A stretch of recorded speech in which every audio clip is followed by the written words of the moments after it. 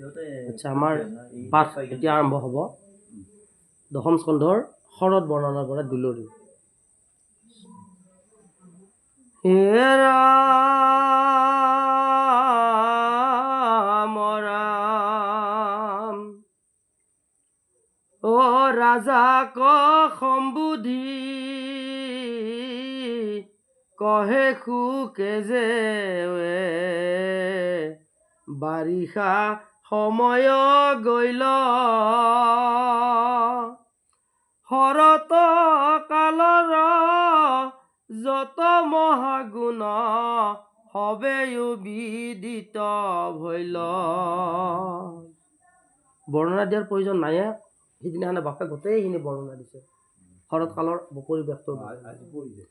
গগন নিৰ্মল শস্য ভৈল জল, দূৰ গৈল মেঘ গণ, মহাসুখকৰ সুৰভি শীতল, বহে বায়ু সৰ্বক্ষণ। এৰা পক্ষী কৰয় ধ্বনি সৰোবৰ ৰসানী, বিকশিত পুষ্প বন,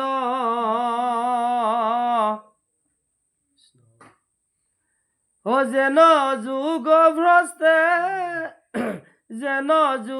ভ্ৰষ্টে দুনায় অভ্যাসিয়া, কৰিল নিৰ্মল মন।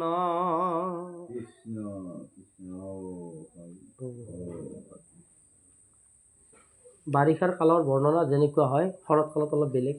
বাৰিষাতো ধুমুহা আহে, ঢেৰেকনি, আৰু সেই ঢেৰেকনি অহা বতৰটো নদীয়ে ফেনে ফুটুকাৰে বাই থাকে নামে, আৰু সেই নদীটোৱে শৰৎ কালত একদম ফটফটীয়া নিৰ্মল পানী আহি যায়। বাৰিষা কালত লেতেৰা পানী, সেইটোৱে নদী। ইমান ধুনীয়া ফটফটীয়া আকাশখন গোটেই দেখা পায়। গতিকে চাৰিওফালে চৰাইবিলাকে সৰোবৰত আগুৰি কৰি, চৰাই চিৰিকটিবিলাকে আহে, ফুৰিবলৈ আহে, মাছ কাছ ঘৰিয়ালবিলাকে ধুনীয়াকৈ থাকে। হে ৰাম ফুলে তপল নক্ষত্ৰ সকল, আকাশত দিল দেখা, আৰু চাৰি কাৰ্য শৰতে সাধিল, শুনা দেও তাৰ লেখা। শৰৎ কালৰ বৈশিষ্ট্যবিলাক ক'ব, চাৰিটা বিশেষ বৈশিষ্ট্য। হে ৰাম শৰৎ সমান নাহি সুখকাল, হৰৈ দুখ অনুক্ৰমে, আকাশত মেঘ যতে কৈ আছিল, গুচাইলা তাক প্ৰথমে।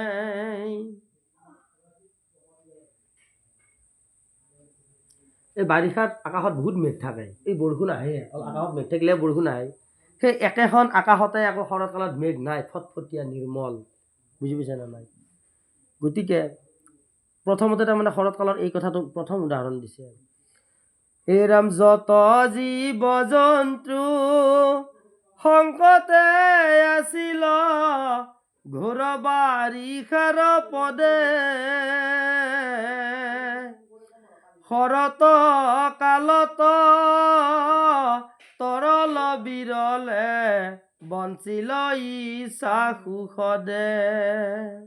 গতিকে হয়, বাৰিষা কালত জীৱ জন্তুবিলাকৰ বিলাই বিপত্তিৰ সীমা নোহোৱা হৈ যায়, ঘাঁহৰ নাটনি হয়। বাৰিষাত ইমান বনৰীয়া জীৱ জন্তু বানপানীত উটি আহে, কিন্তু শৰৎ কালততো তাৰ পৰা পৰিত্ৰাণ পায়। এই কথাটো পৃথিৱীৰ ৰোষবে কৰ্দম গুচিল, ভৈ গৈল পথ সুচল, যত জল মানে হবে স্বচ্ছ ভৈল, শৰতে হৰিল মল। একেটা ৰাস্তা বাৰিষা কালত বোকা পানীৰে ভৰপূৰ, আৰু শৰৎ কালত এতিয়া সেই ৰাস্তাটো শুকান, ধূলি বালি আছে। আৰু আমাৰ ব্ৰহ্মবাবুৱে কৈছিলে সেইদিনাখনে যে বাৰিষা কালত যদি গাঁৱৰ ৰাস্তাটোলৈ যাবলগীয়া হয়, এই পথাৰৰ পৰা দূৰে দূৰে আলি মূৰেৰে ঘূৰি যাবলগীয়া হয়। আৰু এতিয়া ধান কাটিলে ধান কটাৰ পিছত পথাৰ মুকলি হ'ল গতিকে আপোনাৰ চিধা ৰাস্তা নদী পাৰলৈ যাবলৈ আৰু এই গোটেই পকা ৰাস্তাৰে ঘূৰিবই নালাগে সুবিধা হৈ যায় ৰাস্তাটো তাৰমানে সুগম হৈ যায় হে ৰাম চাৰি ঠাই চাৰি কাৰ্য সাধিলে ক শুনা তাৰ পতন্তৰ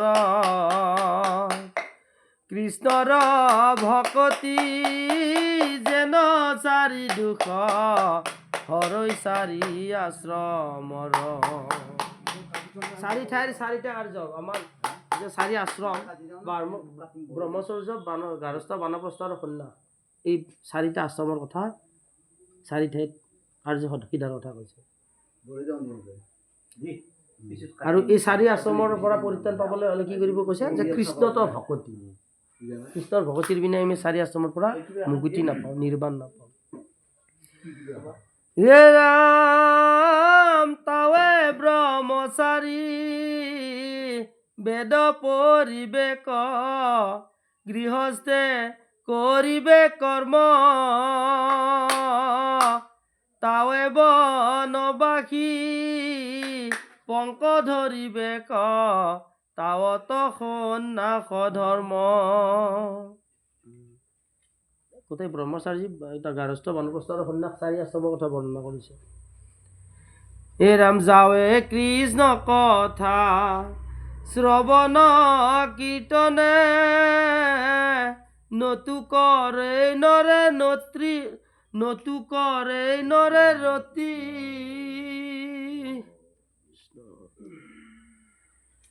শৰত কালৰ এতে কয় উপমা জানিবা হৰি ভকতি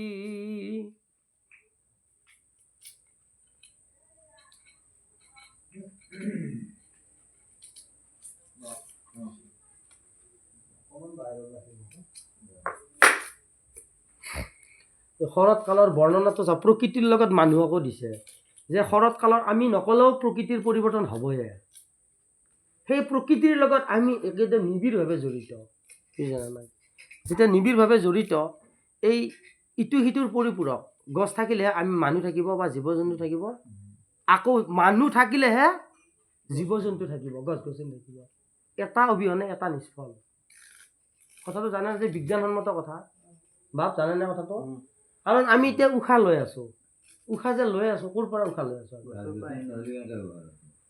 আমি উশাহত অক্সিজেন গেছ লৈ আছোঁ নিশাহত কাৰ্বন ডাই অক্সাইড গেছ এৰি দি আছোঁ উশাহ লওঁতে যিটো অক্সিজেন গেছ লওঁ আমি গছ গছনি প্ৰকৃতিৰ পৰা পাওঁ আমি তৰু তৃণৰ পৰা পাওঁ সেইটো আমি লৈ আছোঁ আৰু আমি যিটো উলিয়াই দি আছোঁ সেইটো আকৌ গছ গছনিয়ে লৈ আছে গতিকে সিহঁতে দিলেহে আমি পাম আমি দিলে সিহঁতে পাব গতিকে এটা নাথাকিলে এটা থাকি কিবা লাভ হ'ব নেকি নহয় গতিকে অতিকৈ জটিল পৰিৱেশৰ সৃষ্টি হ'ব সেইকাৰণে আমি গছ থাকিলে মানুহ থাকিব বুলি যে কয় আমি সেইকাৰণে গছ ৰোপণ কৰিব লাগে এক বৃক্ষ দশ পুত্ৰ সম হয় বাপ এডাল গছডাল বৃক্ষৰ সমান মই গছ আৰু অলপমান ক'বলৈ দিয়ক মোক আপুনি নকৰাৰ আগতে মই ক'ম গছ আমি কাটিব লাগে ৰাইট যদিহে প্ৰয়োজন হয় নাকাটিবলগীয়া নহয় আমাক গছডাল দিছে আমাক তাৰ সম্পত্তি এটা প্ৰয়োজনত আমি কাটিব লাগিব ব্যৱহাৰ কৰিব লাগিব ফাৰ্নিচাৰ বনাব লাগিব প্ৰয়োজনত কিন্তু গছডাল কাটিলে হয় আপুনি কিন্তু আকৌ ছেকেণ্ড টাইম আকৌ ৰোৱাৰ কথা চিন্তা কৰিব লাগিব তেতিয়াহে আকৌ কিমান দিনৰ মূৰত এডাল ডাঙৰ গছ পাব আপুনি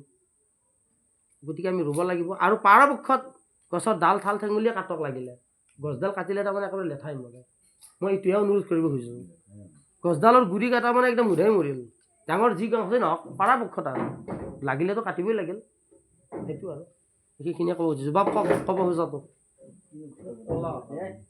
কথাখিনি কওক এই নহয় বাঁহডাল থৈছে এফালে এই সেইফালে আৰু তুমুৰত তুলি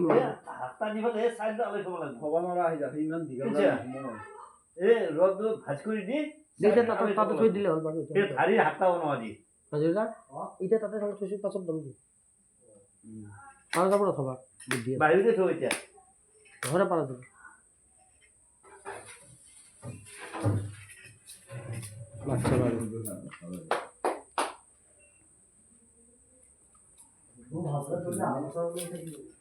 থাকিবই এই নহয় এই সেনেকুৱা হাতটা বনাই পেলাই চাৰিওটা আলাই থ'ব লাগিব ঢুকি নাপাকে টিঙৰ তলে তলে হে ৰাম ৰাম অ মেঘ গণে জল সৰ্বস্ব এৰিয়া শুক্ল কৰিলে ক গাঁও যেন মুনি খবে বিতলোভতে যি ভৈল মহাশুদ্ধ ভাও বাৰিষাৰ মেঘত বাৰিষাৰ আকাশত বহুত মেঘ থাকে কিন্তু মেঘ থাকিলে বৰষুণ হ'বই আৰু শৰৎ কালত সেইখন আকাশতে আৰু মেঘখিনি ফৰকাল হৈ থাকে গতিকে ধুনীয়া হৈ থাকে পৰিষ্কাৰ আকৌ ঠিক তেনেকুৱাকৈ এটা উদাহৰণ দিছে যে যিবিলাক মুনি ঋষিমুনিসকলে ধ্যানত যেতিয়া থাকিব বা ধ্যানত যেতিয়া যাব শুদ্ধভাৱে থাকিব লাগে আৰু এই টকা পইচা ধন দৌলতৰ কথা আৰু ভাবি থাকি কি লাভ হ'ব তেওঁ যদি মুনি হ'বলৈ মন আছে বা মানে হয় নহয় দাদা বিত্তৰ লোভটো এৰিব লাগিব সা সম্পত্তিৰ লোভ এৰিব লাগিব তেওঁ এইবিলাক আশা বাদ দিলে হ'ল আৰু তেওঁলোকে আচলতে বাদেই দিয়ে সেইকাৰণে ধ্যানমগ্ন হৈ থাকে সংসাৰত ত্যাগ কৰিয়ে হেৰিত যায় উদাহৰণটো কৈছে যদি মুনিসকলে যদি তেনেকুৱাকৈ লোভ নেৰে তেতিয়াহ'লে কাম নহ'ব শুদ্ধভাৱে যাব লাগে আমিও পাৰিব লাগে সময়ত এৰিব লাগে আচ্ছা হেৰা পৰ্বত সকলে সততে নকৰে হবে ঠাইত জলদান হেন জ্ঞানী গুৰু শিষ্যত সমস্তে নকহে গুপুত জ্ঞান ইটো মাজত এটা একদম হেৰিত এই 9-10 চৰিত্ৰ হেৰিখনত অসমীয়াৰ ইটো মাত একেলগে একদম চেম দিছে একদম এটা লাইনো ইফাল সিফাল কৰা নাই মোৰ মুখস্থই আছে লাইনকেইটা গতিকে মানে পৰ্বতত ওপৰত মানে গছ গছনি বেছিকৈ থাকে পৰ্বতত হয়নে নহয় কিন্তু পৰ্বত এৰিয়াত মানে পাহাৰ ভৈয়াম য'ত বেছিকৈ থাকে তাতে বৰষুণ বেছি হয় এতিয়া কাৰণটো কি জানে নাই মই অলপ আগতে ক'লে নহয় বৰষুণৰ লগত গছৰ একেবাৰে নিবিড় সম্পৰ্ক আছে গতিকে গছ গছনি বেছি থকা ঠাইতে বেছি বৰষুণ হয় মেঘালয়ৰ মৌচিনৰামত ইমান বৰষুণ কিয় ইমান ঠাণ্ডা কিয় গছেই গছ ইমান ঠাহ খাই আছে গছ আমাৰ অসমত তেনেকুৱা নাই সেইকাৰণে তাতে বৰষুণেই বছৰত 12 মাহে বৰষুণ পৰে হয়নে গছ গছনি বেছি ঠাণ্ডা বেছি আৰু কি ভাল পৰিৱেশ সেইকাৰণে ভাল ফটফটীয়া একদম ধূলি বালি নাই মই মেঘালয়ৰ শ্বিলঙত গৈ পাইছোঁ 3 দিন আছিলোঁ একেলগে তাৰ পৰিৱেশ দেখি অভিভূত অসমৰ লগত পৰিৱেশ মিলাবই নোৱাৰি এনেকুৱা পৰিষ্কাৰ চাফা উশাহ লওঁতেই গম পায় নিৰ্মল আমাৰ অসম আৰু ত্ৰিপুৰা অলপ লেতেৰা একদম অসমতে যে লঘন্য লেতেৰাখন অসমীয়াই তাৰমানে আমাৰ অসমৰ মানুহবিলাক অসমত খাই শৌচ পেচাব কৰিবলৈ জেগা বিচাৰি নাপায় তাতে আপুনি বুজি পাইছে নহয় এনেকুৱা চবেই চাফা নলাবিলাকত ধুনীয়া স্প্ৰে কৰি থৈ দিছে মহ চহৰ কাৰণে বুন গজিবলৈ দিয়া নাই চাহ বাগান আছে তাতে বহুত মই একবাৰ পেচাব কৰিবলৈ গৈ বহুত দূৰ পালোঁ যায় সুবিধাই নাই তাৰমানে এনেকুৱা পৰিষ্কাৰ আৰু ফাইন ভৰিব লাগিব মেইন কথা ফাইন তাতে ভুল কৰিলে ফাইন কম্পালচৰি ট্ৰেফিক লাইন যদি ভুল হয় গাড়ী ৰাস্তা বদলি ভাগ্য ভাল আমাৰ মনৰ কথা এটা কৈ দিছোঁ বাৰু এই হেৰিৰ লগত গৈছিলোঁ নহয় কৰুণানাথৰ লগত নদীত তাতে মেচিনবিলাক লৈ গৈছিলোঁ আমি প্ৰদৰ্শনী দেখুৱাবলৈ শ্বিলঙত চেণ্ট্ৰেল গভৰ্ণমেণ্টৰ প্ৰগ্ৰেম আছিল ইয়াৰ পৰা যাওঁতেতো আমি 2খন গাড়ী লৈ গৈছোঁ মাল বস্তুবিলাকে দি মেচিন চেচিন ডাঙৰ গাড়ী মানে এই DI এতিয়া যাওঁতেতো আমি মোটামুটি 11:30মান পালোঁ 12টামান বাজিছে শ্বিলং পাওঁতে মোক ৰাতি গৈ পোৱা নাই দিনতে গৈ পাইছিলোঁ আগতে যাই এতিয়া তো ধৰিবই নোৱাৰি পশ্চিম উত্তৰ দক্ষিণ ধৰিবই নোৱাৰিব তাতে কোনফালে কি চাইনবোৰ্ডখন চালি জেগাখিনিহে নাম পাওঁ এনেকৈ গৈ এই ড্ৰাইভাৰো সিমান এক্সপিৰিয়েঞ্চ নাই সি একেবাৰে আৰু তাতে হঠাতে ৰাস্তা এটা ব্লক কৰি দিয়ে ওৱান ৱে কৰি দিয়ে এফালেৰে আপুনি গৈ আছে নহয় 10টা বজাৰ পৰা সেইটো ৰাস্তা বন্ধ বেলেগ কিনি উলিয়াই দিলে আৰু নো এণ্ট্ৰি লগাই দিয়ে সেই চিষ্টেম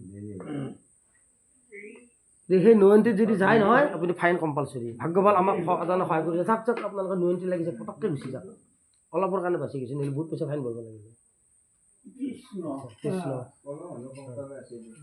কৃষ্ণ কৃষ্ণ হৰি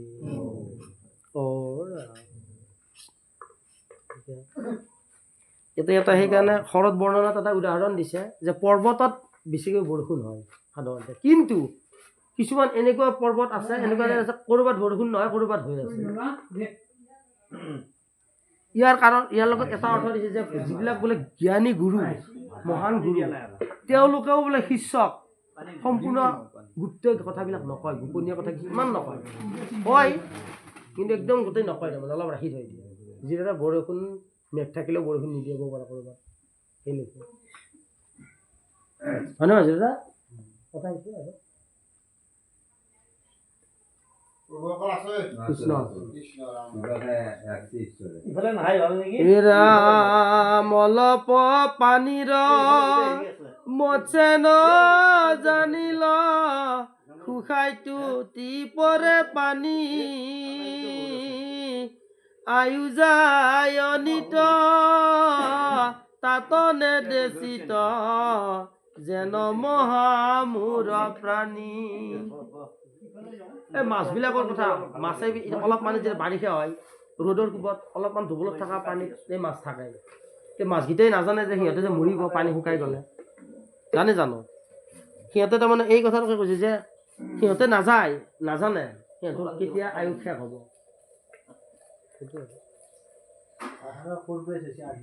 নহয়, ইয়াৰ পৰাই এইখিনিৰ শৰৎকাল আগৰখিনি চাইছি, ইয়াৰ পৰা এতিয়া এইখিনিৰ পৰা আৰম্ভ কৰিছোঁ মই।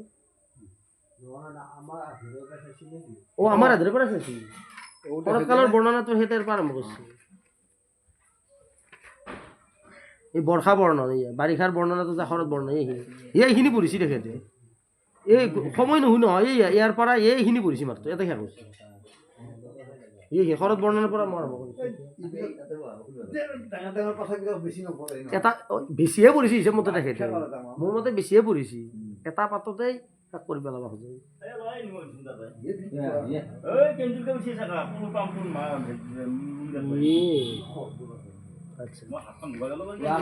হে ৰাম দুভাৰ জলত, সূৰ্যৰ তাপত,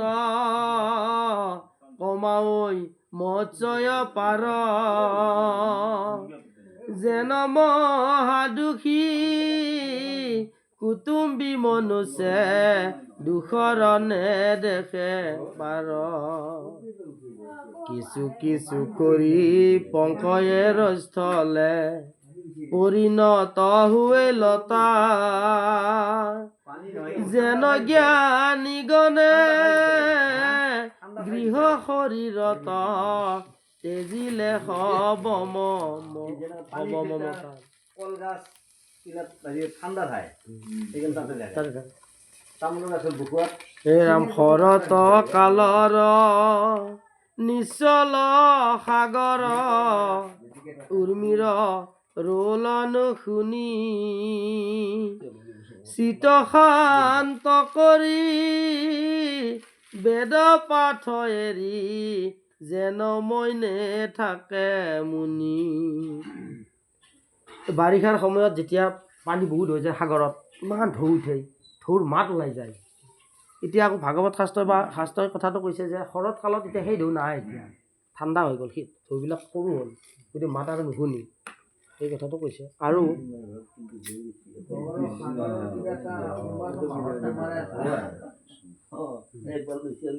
ঠিক তেনেকৈ মুনিসকলেও তাৰমানে ধ্যানত যেতিয়া বহিব, তেওঁলোকেও নিজৰ একান্ত চিত্তে মন একদম শান্ত কৰি বেদৰ পাঠ ধ্যানস্থ হয়। হে ৰাম শৰৎ কালত, সূৰ্যৰ তাপত, চন্দ্ৰে দূৰ কৰৈ দুখ, যেন গোপবধূ বিৰহ তাপত, তৰৈ দেখি কৃষ্ণ মুখ।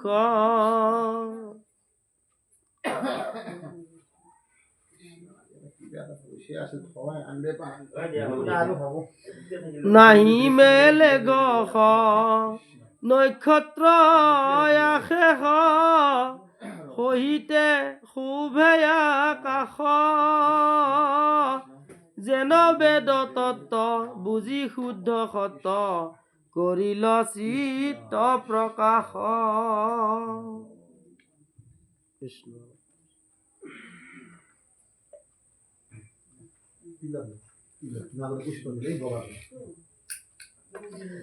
তাৰাৰ মধ্যত শুভয়া আকাশত অখণ্ড মণ্ডল সখী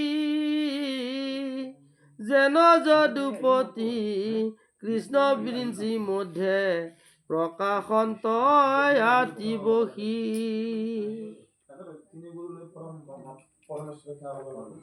কৃষ্ণ নাৰায়ণ তিনজনতে হৈ গ'ল। পৰমেশ্বৰ সকলোকে চলাই থাকিব নামে নাৰায়ণ সেই জেগাতে পৰি গ'ল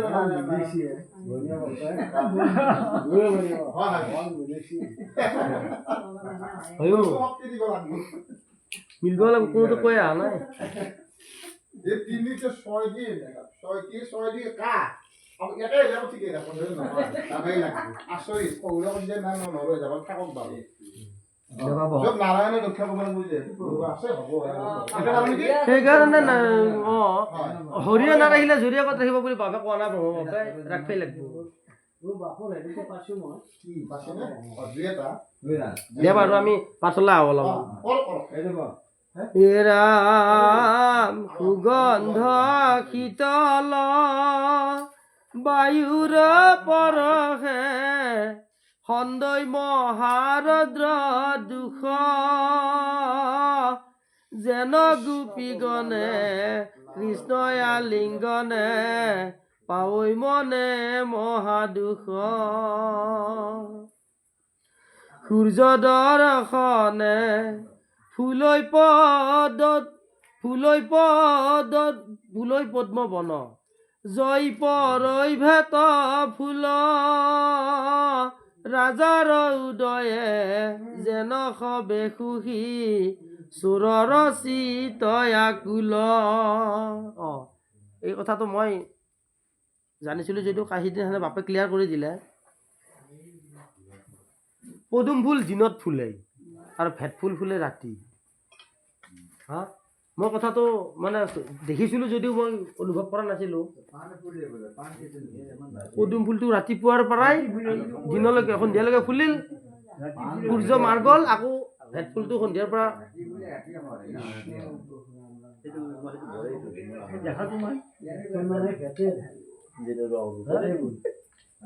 ফুল মানে কি লিলি এইটো নোপোৱা আমাৰ যে হেৰি আছে সেইটো লিলি ইংলিছত লিলি বুলি কয়। আমাৰ যে শালপুখুৰীত যে গজিছে ফুলি থৈছে সেইটো লিলি ভেট ফুল সেইটো উৎপল মানে আচলতে হেৰি আচ্ছা কৃষ্ণ কৃষ্ণ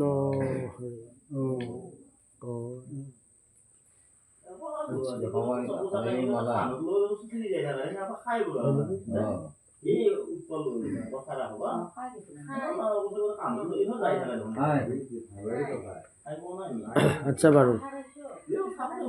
হে ৰাম ৰাম নগৰ গ্ৰামত প্ৰকাশিল ভূমি পকশে আধ হুই যেন গকুলক কৰিয়া উজ্জ্বল জলৈ ৰাম কৃষ্ণ দুই এহি মতে সিটো শৰতৰ গুণে আমোদিত বৃন্দাবন গৰু গোপগণ হবেই ভ্ৰমে তাত আনন্দে নন্দ নন্দন। বৃন্দাবনত থকা গোপ বালকসকলেও শৰতৰ পৰিৱেশ মানে গ্ৰহণ কৰিছিল বা শৰতৰ পৰিৱেশত আপ্লুত হৈছিল, সকলোৱে আৰু আনন্দিত। গুঞ্জিছ সজল সুৰভি শীতল বায়ুৰ পৰশ পাই সখিব সমে কৰিলন্ত ক্ৰিয়া কৌতুকৰ পাৰ নাই। সকলোৱে গোপ বালকসকল কৃষ্ণ আছে সকলোৱে বৃন্দাবনত আনন্দ মনেৰে সেই শৰৎ কালৰ পৰিৱেশত বিভিন্ন ধৰণৰ খেলা ধূলা খেলিছিল আৰু এইখিনি আমাৰ দুলৰি চন্দ্ৰত সমাপ্ত হৈছে।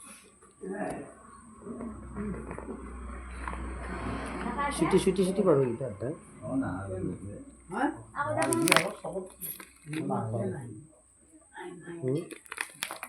বঢ়িয়া। হৰি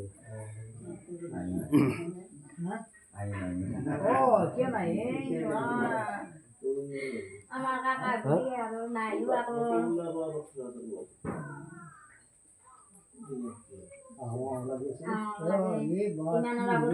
ইমানৰ আগত কৈছি আমাৰ মন্দিৰত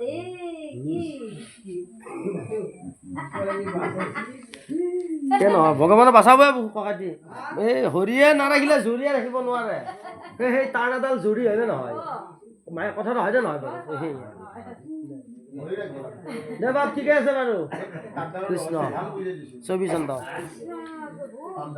এ ৰাম ৰাম শুনিও ক সভাসদ মহাভাগ পদ কৃষ্ণ কথা সংসাৰতে সাৰ কৃষ্ণক হৃদয়ে ধৰা আপুনি সংসাৰ তৰা পুৰুষক কৰি উদ্ধাৰ। কি ধুনীয়া বাক্য দাদা। গতিকে এই সংসাৰত কৃষ্ণৰ কথাই বাহিৰে কোনো আমাক ৰখাব নোৱাৰে। একান্ত ভকত যিটো কৰৈ কুলোদ্ধাৰ সিটো ঐত কৃষ্ণ নামৰ স্মৰণে চিৰকাল নৰকত আচন্ত পুৰুষ যত উঠি স্বৰ্গ পাৱৈ তেতিক্ষণে। বাপৰে বাপ কিমান ডাঙৰ কথা। যদি একান্ত ভকত হয় তেতিয়াহ'লে তেখেত সেই ভকতজনে বোলে তেখেতৰ বংশৰ সন্মান ৰক্ষা কৰিব পাৰিব, কুল উদ্ধাৰ কৰিব পাৰিব।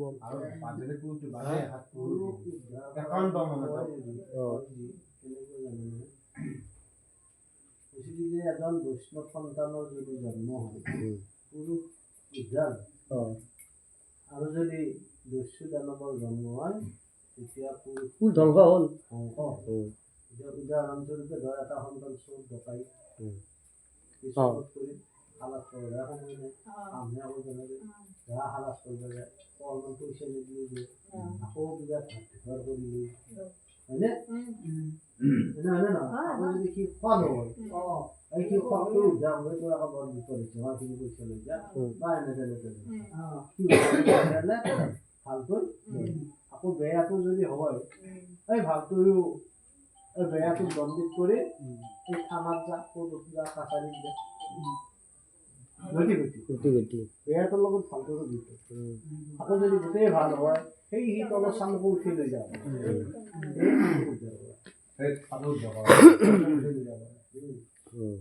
আচ্ছা বাৰু। হে ৰাম নাহিকে সংশয় আত এৰায়া মৃত্যুৰ হাত লৈও এক কৃষ্ণ শৰণ নেনায়ায়ু ইয়ালে জালে কেতিক্ষণে ধৰ কালে কৈত মিলে দাৰুণ মৰণ। একেবাৰে ভয় কৰিবলৈ হাক দিছে। কোনে মাৰি নিব আমাক? ভগৱানেইটো নিব, কিন্তু যেতিয়া মাৰি নিব লাগে তেতিয়াই নিব বুলি বিশ্বাস আহি যায় সেইজন লোকৰ মনত। যেতিয়া কৃষ্ণত একান্ত শৰণ ল'ব, হয় নহয় দাদা? মৃত্যু হাতাং হ'ব অনিবাৰ্য, কিন্তু মৃত্যুটো কেতিয়া হ'ব সেই তেখেতসকলেও গম পাব একান্ত যদি ভকতি থাকে। কৃষ্ণৰ ভয় কৰি থাকিলে আমিও এতিয়া আপোনালোকক মই সিদিনা ভাবি আছিলোঁ, আপোনালোকক মুমে কথা মই কথাটো কওঁৱে। মই ভাবি আছিলোঁ আজি কেইদিনমানৰ কথা যে আমি মৰিবই লাগিব ডেফিনেট, কিন্তু কেনেকৈ মৰিম সেইটোৱে ডাঙৰ কথা। কি কাৰণে মৰিবলগীয়া হ'ল সেইটোৱে ডাঙৰ কথা। মৰাৰ পিছততো আৰু মই মৰিছোঁ বুলিতো মই আৰু গম নাপাম। মই এই প্ৰশ্নটোৰ উত্তৰ বহুতক সুধিছিলোঁ, এইটো উত্তৰ ভালকৈ নাপালোঁ। মই যে মৰি গ'লোঁ বুলি মই মৃত্যুৰ পিছত গম পাবলৈ থাকিল নে নাথাকিল সেইটোৱে উত্তৰ নাপালোঁ মই। পিছত গম নাপাওঁ যদি মুমূৰ্ষ অৱস্থাত গম পাওঁ যে মৰিব অঁ সেইটোৱে তেতিয়াহ'লে লাগে মোক তাৰমানে য়েছ কৃষ্ণ কৃষ্ণ হৰি